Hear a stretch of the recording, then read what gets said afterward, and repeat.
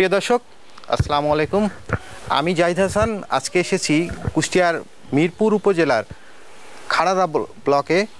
এখানে একজন কৃষক আলিমুল রেজা সুমন, তিনি ভার্মি কম্পোস্ট, যেটাকে আমরা কেঁচো সার হিসাবে চিনি, এই কেঁচো সার উৎপাদন করছে। সেই সাথে আমরা আজকে তার এখানে এসে দেখছি যে তিনি বেশ সুন্দর করে একটা প্রদর্শনী বাস্তবায়ন করছে। যশোর অঞ্চলে টেকসই কৃষি সম্প্রসারণ প্রকল্পের এই প্রদর্শনীটা তিনি এখানে রিং পদ্ধতিতে ভার্মি কম্পোস্ট উৎপাদন করছে। একটা রিংয়ে তিনি প্রায় 1 কেজি পরিমাণে কেঁচো এবং পচা গোবর থেকে সার উৎপাদন করছে। তিনি তার সাথে আমরা কথা বলেছি। তিনি যেমনটি জানিয়েছেন যে এখান থেকে তিনি 12টা রিং থেকে প্রায় 5 মণ ভার্মি কম্পোস্ট পাচ্ছেন প্রত্যেক 35 থেকে 40 দিন অন্তর অন্তর। তো এইটা একটা লাভজনক, এবং এটা ব্যবহারের ফলে তাদের একদিকে যেমন রাসায়নিক সারের ব্যবহার কমছে, সেই সাথে জৈব কৃষিতে এক ধাপ এগিয়ে যাচ্ছে এই অঞ্চলের কৃষকরা।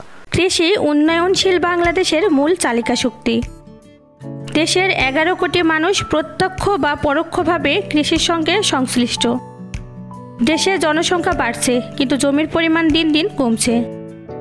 এমন এক প্রেক্ষাপটে দেশের কৃষির উৎপাদন বৃদ্ধির জন্য ব্যাপকভাবে ব্যবহার করা হচ্ছে রাসায়নিক সার ও কীটনাশক। রাসায়নিক সারে ভর্তুকি প্রদানের ফলে দেশের 98% জমিতে বর্তমানে রাসায়নিক সার ব্যবহার করা হয়। টেকসই কৃষির জন্য পরিবেশগত উপাদানগুলোর সুরক্ষা এবং কৃষি উৎপাদন বৃদ্ধির মধ্যে স্থিতিশীলতা বজায় রাখার জন্য শুধুমাত্র রাসায়নিক সারের ব্যবহারই নয়, জৈব সারের ব্যবহারকেও ভারসাম্যপূর্ণ উপায়ে নিশ্চিত করা প্রয়োজন। রাসায়নিক সারের ব্যবহার কমিয়ে উৎপাদন খরচ হ্রাস করে এবং মাটির স্বাস্থ্যের সুরক্ষা নিশ্চিত করতে যশোর অঞ্চলে টেকসই কৃষি সম্প্রসারণ প্রকল্পের আওতায় মাঠ পর্যায়ে জৈব সারের উৎপাদন বৃদ্ধিতে কাজ করা হচ্ছে। এ লক্ষ্যে ভার্মি কম্পোস্ট উৎপাদন ও এর ব্যবহার খুবই যুগোপযোগী। ভার্মি কম্পোস্ট বা কেঁচো কম্পোস্ট একটি জৈব সার যা জমির উর্বরতা বাড়াতে ব্যবহার করা হয়। 1 মাসের বাসি গোবর খেয়ে কেঁচো মলত্যাগ করে এবং এর সাথে কেঁচোর দেহ থেকে রাসায়নিক পদার্থ বের হয়ে যে সার তৈরি হয় তাকে কেঁচো কম্পোস্ট বা ভার্মি কম্পোস্ট বলা হয়। এটি সহজ একটি পদ্ধতি।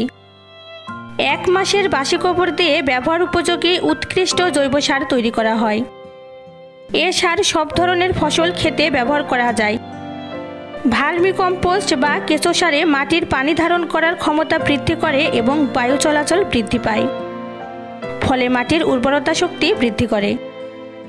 ভার্মি কম্পোস্ট সারের প্রয়োজনীয় প্রধান উপকরণ: কেঁচো 200টি, মাটির তৈরি নালা বা চারি অথবা ইট দিয়ে নির্মিত চৌবাচ্চা এবং 1 মাসের বাসি গোবর।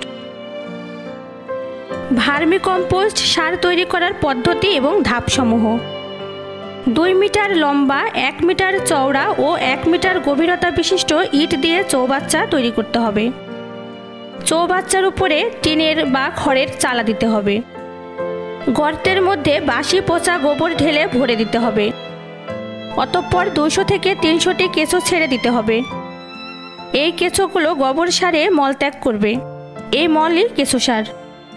কেঁচোর সংখ্যার উপর ভিত্তি করে সার তৈরির সময় নির্ভর করে। সংখ্যা বেশি হলে দ্রুত কেঁচো সার তৈরি হবে। কেঁচো সার দেখতে চায়ের গুঁড়ার মতো। সার তৈরি হওয়ার পর চৌবাচ্চা হতে সতর্কতার সাথে কম্পোস্ট তুলে চালুনি দিয়ে চালতে হবে। সার আলাদা করে কেঁচোগুলো পুনরায় কম্পোস্ট তৈরির কাজে ব্যবহার করতে হবে। কেঁচো সার বাজারের চাহিদা অনুযায়ী অথবা নিজস্ব ব্যবহারের জন্য নির্দিষ্ট সাইজের প্যাকেট বা বস্তা ভর্তি করে রাখা যেতে পারে। সকল প্রকারের শাকসবজি খেতে ভার্মি কম্পোস্ট ব্যবহার করে শাকসবজির ফলন বাড়ানো যায়। ধান, গম, পাট সহ বিভিন্ন ফল বাগানে এই সার ব্যবহার করে ভালো ফলন পাওয়া যায়। এই সার ব্যবহারের ফলে জমির উর্বরতা শক্তি বাড়ে এবং মাটিতে বায়ু চলাচল বৃদ্ধি পায়। মাটির পানি ধারণ ক্ষমতা বাড়ে, মাটির বিষাক্ততা দূরীভূত হয়। মাটির অনুজৈবিক কার্যাবলী বৃদ্ধি পায়, ফলে মাটি হতে গাছের পুষ্টি পরিশোধন ক্ষমতা বেড়ে যায়। মাটির স্বাস্থ্য সুরক্ষার কথা চিন্তা করে যশোর অঞ্চলে টেকসই কৃষি সম্প্রসারণ প্রকল্প যশোর কৃষি অঞ্চলের 31টি উপজেলায় কৃষকদের মাঝে ভার্মি কম্পোস্ট উৎপাদন ও ব্যবহারের উপরে প্রশিক্ষণ প্রদান করেছে। সেই সাথে প্রদর্শনী বাস্তবায়নের মাধ্যমে ভার্মি কম্পোস্ট উৎপাদন প্রযুক্তি সম্প্রসারণ করেছে। মূলত গোবর এই 3 থেকে 5 দিনের মধ্যে গোবরটা গ্যাস বের করে দিয়ে হাউজের মধ্যে দিলে পরে তারপরে এই কেঁচো খায় সেটা সারে পরিণত করে দেয়। পাশাপাশি যদি শুকায় যায় সেই ক্ষেত্রে আমরা একটু পানি দিই, পানি দিলে খাই ভালো। কৃষি অফিসারের মাধ্যম দিয়ে আমাদের জানা এবং ওখান থেকে আমাদের শেখা। এই যে জৈব সারটা, এটা তো ধরেন আপনার কি কি কাজে এটা ব্যবহার করেন? ফসলি জমি পাশাপাশি সব ক্ষেত্রেই যদি কোনো গাছের গোড়ায় দেন সেটাও কিন্তু উপকার। আর প্রতিটা ফসল তো আছেই, এর কোনো বিকল্প নাই। আমি মূলত ড্রাগন চাষি, পাশাপাশি আমাদের পুষ্টি বাগান আছে। এই পুষ্টি বাগানের জন্য আমাকে আমার কৃষি সহকারী অফিসার মইনুল ভাইকে বললাম যে ভাই আমার তো সবজিতে ভালো একটা রেজাল্ট আসছে না, কি করলে ভালো হয়। আমাকে উপদেশ দিল বা পরামর্শ দিল যে আপনি আসেন উপজেলাতে, এসে আমাদের এই ভার্মি কম্পোস্ট এই সারটা নেন, নিয়ে আপনি আবাদ করে দেখেন যে তার রেজাল্ট হয় কি না। পাশাপাশি আমাকে কিছু প্রদর্শনীমূলক আমাকে কিছু ভার্মি কম্পোস্ট দিয়েছিল। এসে আবাদ করে আমি অনেক ভালো রেজাল্ট পাইছি। এবং পরবর্তীতে যে কীভাবে আমাদের ট্রেনিংয়ে শেখাইছে কীভাবে এটা করবেন। প্রথমে এই চারিদিক দিয়ে এটার প্লাস্টার করে নিতে হবে, নিচে যাতে কেঁচো বেরোয় না যায়। তার পরবর্তীতে এই রিংগুলা সেট আপ করি, রিংয়ের যেখানে যেখানে ফাঁকা ছিল সেখানে আপনার সিমেন্ট বালু দিয়ে ফাঁকাগুলো বন্ধ করছি। করার পরে গোবর নিয়ে আসি, দিয়ে তার পরবর্তীতে বাইরে থেকে কেঁচো নিয়ে আসি। আমাকে কেঁচো দিয়ে সহযোগিতা করে, এটা শারীরিক অবদান। সেই যশোর টেকসই কৃষি সম্প্রসারণের মাধ্যম দিয়ে এটা তো অবশ্যই লাভজনক। এই 35 দিনের মাথায় যদি আমরা 5 মণ সার পাই, তাহলে 5 মণ সার 11 টাকা কেজি হলে 10 টাকা কেজি ধরেন, তাহলে দাম কত আসে?